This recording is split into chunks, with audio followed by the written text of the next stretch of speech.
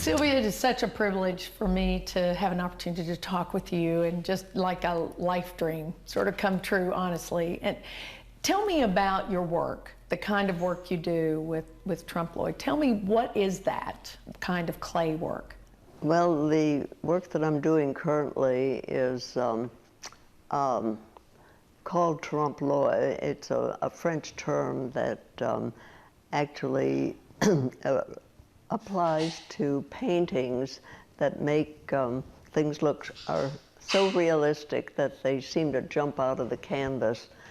But I'm using clay, so that is a three-dimensional material that I'm working with. And I'm trying to make things that fool the eye, but not because they are paintings that trick your eye into believing that there's something they're not. I'm trying to make everything out of clay that tricks the eye into thinking it's wood or leather or paper or some other material, other than clay. But the subject matter is the important part, I think, of what I'm doing. I'm trying to reflect things in our everyday culture, things that we use all the time and really don't think about all that much. A pencil, a pen, a piece of paper, a box. So this idea has just grown over the last 15 or 20 years. I've been working with clay a lot longer than that, but the Trompe L'oeil just occupies my attention and concern now. And how do you choose your objects? What draws your attention to an object? Well, I'm not sure. Sometimes it's a gradual thing. I first started making scrolls because I discovered some diplomas and certificates that were up on the shelf in the closet, and I thought they looked like they could be made out of porcelain. So I started rolling some porcelain very, very thin and rolling it up into scrolls, and I called it family records. We all have these things rolled up, stuck away somewhere, and that started me thinking about the objects that we use and what their relevance is to our daily lives. So it's really hard to say exactly what sparks an idea. Currently, I'm working on money, currency, U.S. currency, because of the economic situation, perhaps, and one of the pieces is called Economic Collapse. One of them is bundles of money. And then when I reflect on some of these things that I'm doing, and I think, well, maybe I'm doing things that are becoming obsolete. I'm making letters, and letters, handwritten letters, are becoming obsolete. They say paper is going to be obsolete because of our computer correspondence. Maybe money, currency is going to be obsolete. We're doing all of our financial transactions online and with credit cards, and people just don't carry a lot of money around with them anymore. So it's difficult to say precisely what leads me into doing what I do. You know, some of your work, it's so incredible because it looks real. I mean, it's super realistic to look like the actual object that you want us to think is not clay. I mean, it's clay, what you're working with. So some of them you have wheels, you have actual lattice work kind of baskets, you have so many things that when people see that, do they question it? Do they say that can't be clay? Generally, they just ignore it at first, walk right by and think that it's in a strange place to see something that they're looking at and don't realize that it's an artwork or sculpture or that it's made out of some other material. They just walk on as though it didn't exist, just misplaced. When I had a show in New York, in a gallery, some people walked right by the gallery, looked at the things, walked on, did a double take, turned around, came back, and thinking, well, why is that here? and then they took another look. Then they walked into the gallery and began to look more closely. And then when it dawns, that's an aha kind of reaction that I find very interesting. Well, you know, I had that aha moment. I mean, I had it when I saw your work. It just amazed me. And I just could not, my mind's eye could not comprehend that that was clay. And so I was amazed at how you were able to do that, how you were able to. Actually, it's meant developing techniques that I've had to discover ways of making these objects, because we're accustomed to seeing people work on a wheel, on a potter's wheel, and making round objects, or manufacturers pouring clay slip into plaster molds to make plates and cups and things of that nature, functional objects. But in order to make some of the things that I make, I've had to devise new techniques, and I do use molds, but one of the things that I have to be aware of is that clay shrinks, and I want everything to be life-size. So in order to make a wheel that is 4 inches in diameter, I have to start with one that's 10 to 12% larger to make the mold. That means if I make a mold for a pencil, for example, I have to have a pencil that's larger than the final pencil will be after it has shrunk. So that's one factor that requires a lot of calculation prior to the actual making. And then I have an electric slab roller that rolls the clay, and I can adjust the thickness of the clay. But then I have to thin the edges if I want it to look like paper. If I want it to look like burlap, I can roll the clay between a piece of burlap. Clay is a wonderful substance. It is just so malleable and will take textural surfaces. You can draw fine lines on it, and it's a natural material that comes out of the ground. And over the ages, centuries, man has been using clay to make functional things and decorative things and religious things. And in fact, all we know about some early civilizations is what we discover in archaeological finds. The remains are ceramic. They're or rock, and carved rock, inscribed rocks, or inscribed clay. And actually, clay is decomposed rock, so they're the same thing. And you work with different kinds of clay, right? You work with porcelain, but you have some other materials. Yes. Do you have a favorite? Well, they each have their own place in the whole scheme of things. Sometimes the color determines the selection, and sometimes it's the texture that I'm looking for that determines the selection.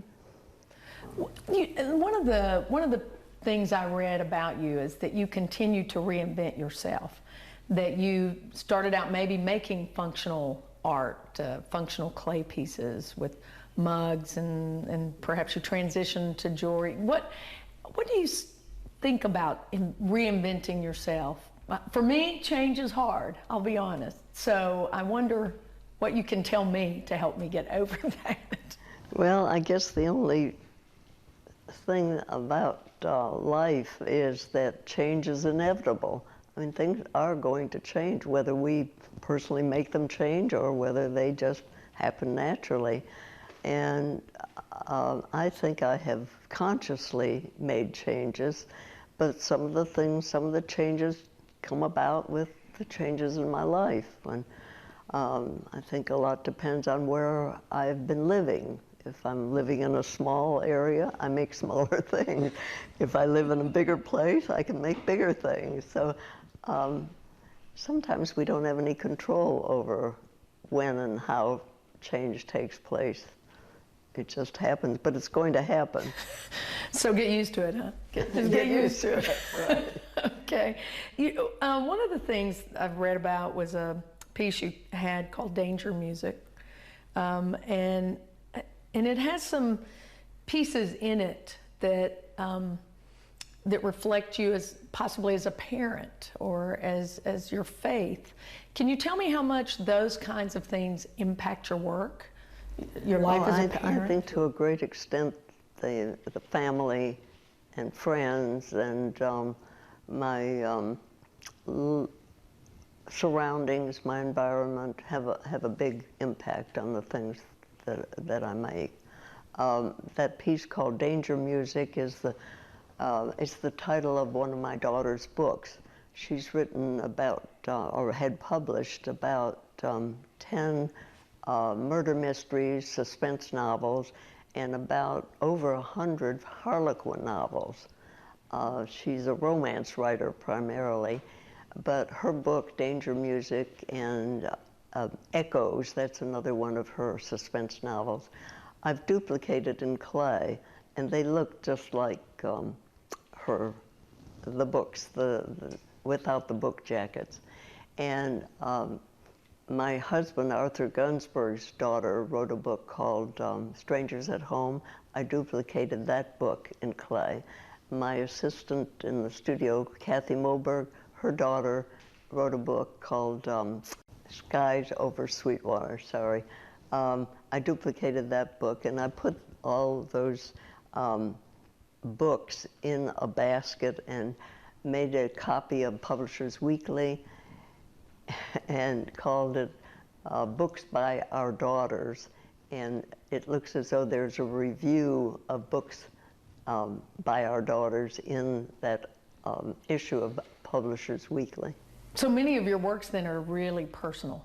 That one is particularly, but then there's also one called A Busy Day, and that is looks like an alligator purse sitting on a table, and it has some notepads and some notes of my phone calls that are necessary to make that day, and things to pick up when I go to Green Hills shopping, and that's a very personal piece.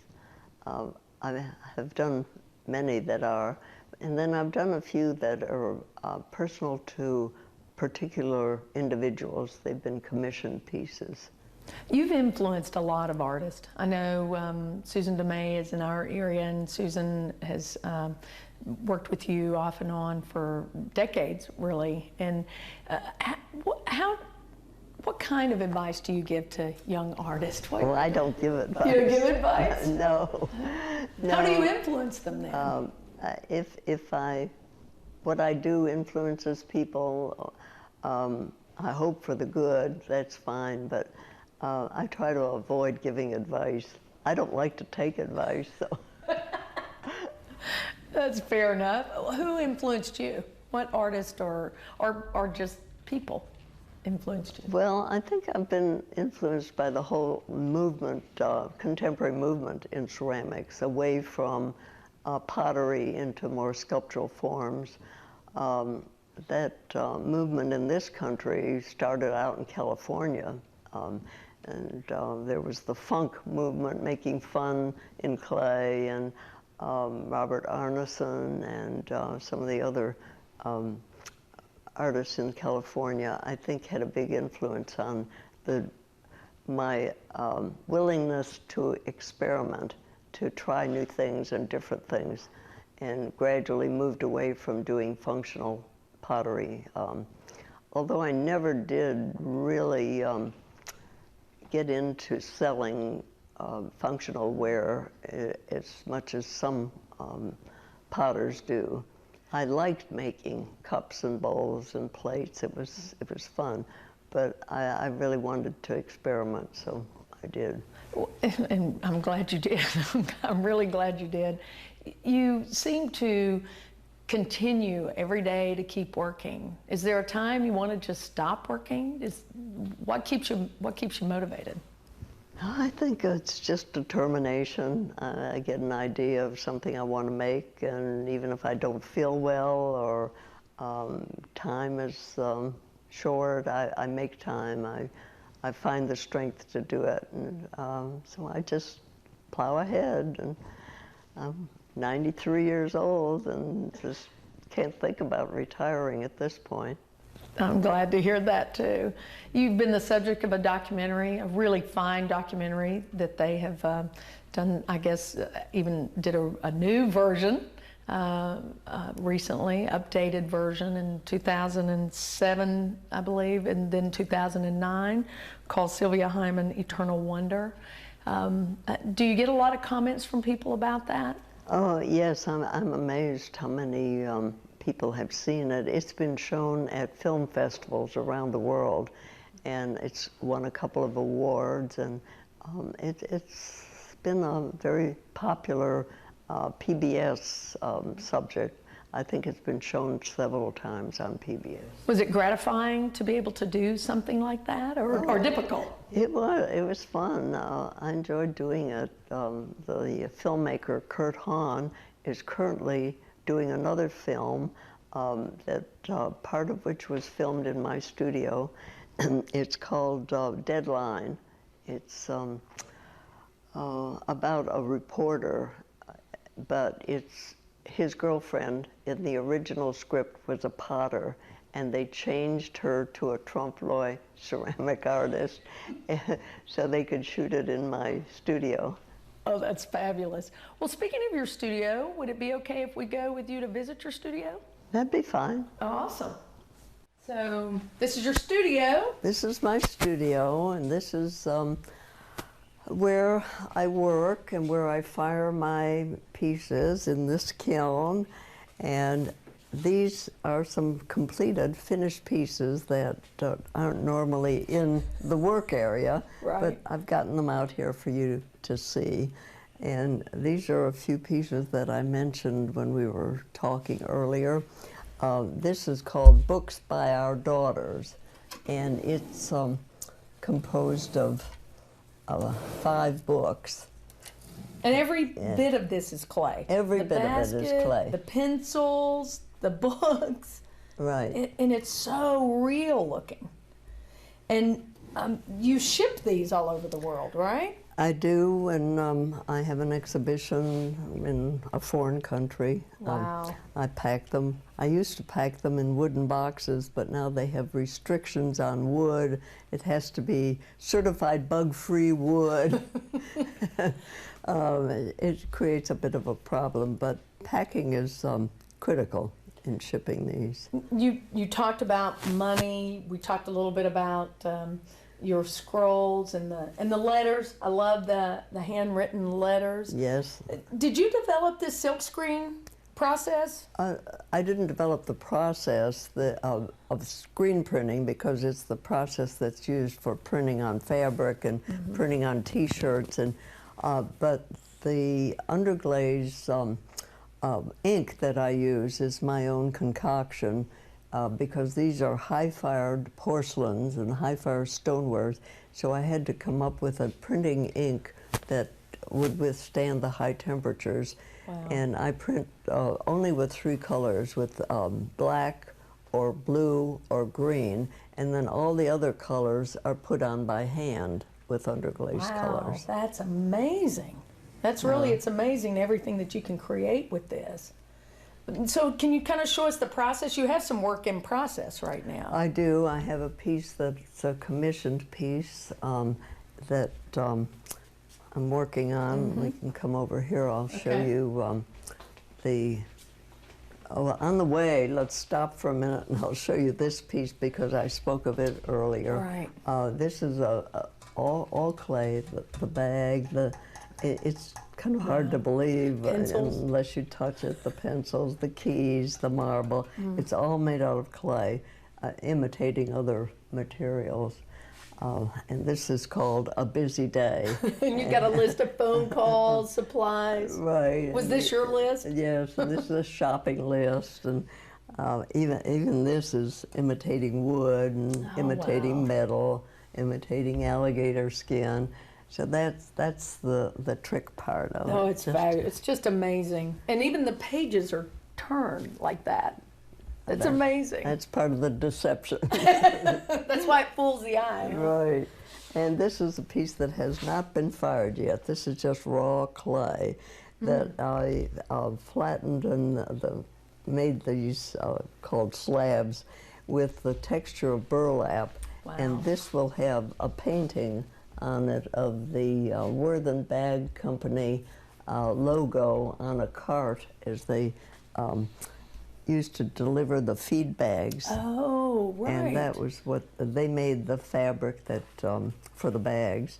And this is going to have, now these are paper. This is going to have some porcelain scrolls in it and a printed piece with the Worthen logo and the history of the company. So you get your sizes and things by practicing with actual paper. Well, that's, yes, I try to set up the proportion of what, how many scrolls I may need to go in there and how I'll position them. So I just go through this. It's just one of the stages in this piece. Now, I don't do that with everything. Right. I don't do it with all the works, but in this one I thought it was a good idea.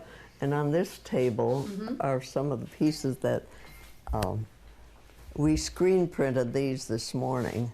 And, This morning? all of these were printed this morning. Wow. And the printing has to be done while the clay is wet if I'm going to manipulate it. If I'm going to scroll or bend it, I have to do it while the clay is wet. So that's why this one has that, and then all of these could be rolled like that? That's the way this one's going to fit into the bag. So all of these are part of that piece. Wow.